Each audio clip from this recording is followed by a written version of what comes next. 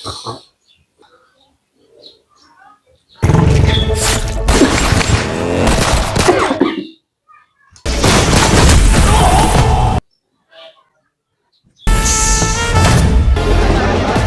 সাথে যে ধান্দা করবে তার যত মিষ্টি, আর আমার শত্রুর সাথে যে ধান্দা করবে তার জন্য বুলেটের বৃষ্টি। অবশেষে দেখে আসলাম শাকিব খানের বহুল প্রতীক্ষিত সিনেমা প্রিন্স। প্রিন্স সিনেমাটির গল্প কেমন ছিল, প্রিন্স সিনেমাটি কেমন, সে সম্পর্কে যদি আপনারা কোনো প্রশ্ন করেন তাহলে আমি বলবো আমি শুধু প্রিন্স সিনেমাটাই দেখে এসেছি, কিন্তু এর গল্পের কোনো অংশই আমার মনে নেই। কারণ এই সিনেমাতে কোনো গল্পই আমি খুঁজে পাইনি। এই সিনেমার স্ক্রিনগুলো এমনভাবে চালানো হচ্ছিল যেন পুরা মাথাটাই এলোমেলো হয়ে যাচ্ছে, কোনো গল্পই আমি বুঝতে পারতেছি না। গল্প কোথায় থেকে কোথায় যাচ্ছে তাও আন্দাজ করতে পারছি না। এই সিনেমায় নায়কের উদ্দেশ্য কি, নায়ক কেন ঢাকার প্রিন্স হয়ে উঠেছে, নায়ক কেন এমন করছে তাও সম্পূর্ণ ক্লিয়ার করা হয়নি। আমি এটাও বুঝতে পারিনি এই সিনেমায় তাসনিয়া ফারিনকে কেন নেওয়া হয়েছে, তাসনিয়া ফারিনের পারফর্ম কি, তাসনিয়া ফারিনের উদ্দেশ্য কি, কোনো কিছুই এই সিনেমাতে ক্লিয়ার করা হয়নি। শুধুমাত্র এলোমেলো ভাবেই এই সিনেমাটাকে চালানো হয়েছে।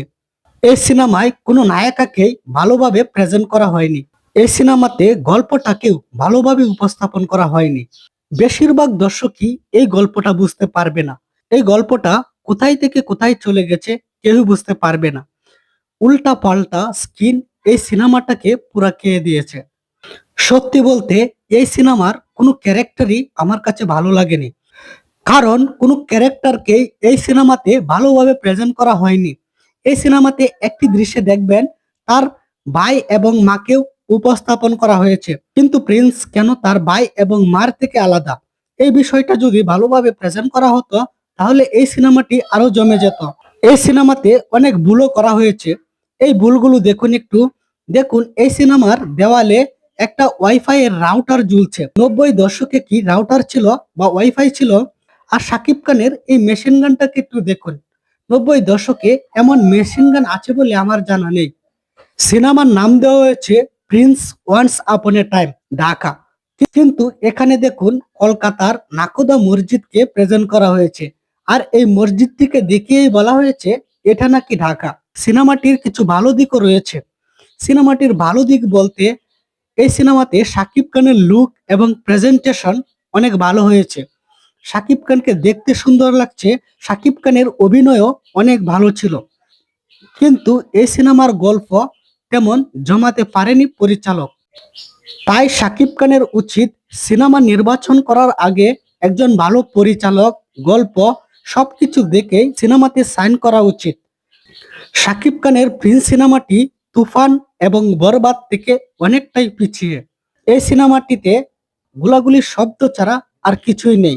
এই সিনেমাটি যখন হলে দেখছিলাম তখন প্রচন্ড গোলাগুলির শব্দের কারণে কান চেপে ধরতে বাধ্য হয়েছিলাম।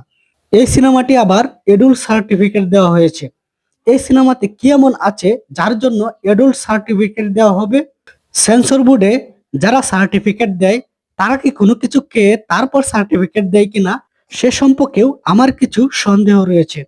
এই সিনেমাটা তারা কি করে এডুল্ট সার্টিফিকেট দেয়? শেষে বলতে গেলে প্রিন্স সিনেমাটার শেষ দৃশ্য ছাড়া সম্পূর্ণ সিনেমাটাই আমার কাছে ভালো লাগেনি। যদি শেষ দৃশ্যের মতো তামিল স্টাইলেও একটা অ্যাকশন মুভি বানানো হতো তাহলে এই সিনেমাটা জমে যেত। তো বন্ধুরা, ভিডিওটি আজ এই পর্যন্তই। ভিডিওটি ভালো লাগলে অবশ্যই চ্যানেলের সদস্য হয়ে সাথে থাকবেন। ভিডিওটি শেষ পর্যন্ত দেখার জন্য আপনাকে অসংখ্য অসংখ্য ধন্যবাদ। আর প্রিন্স সিনেমা নিয়ে আপনার কোনো অভিমত থাকলে জানাতে পারেন কমেন্ট বক্সে। বাই।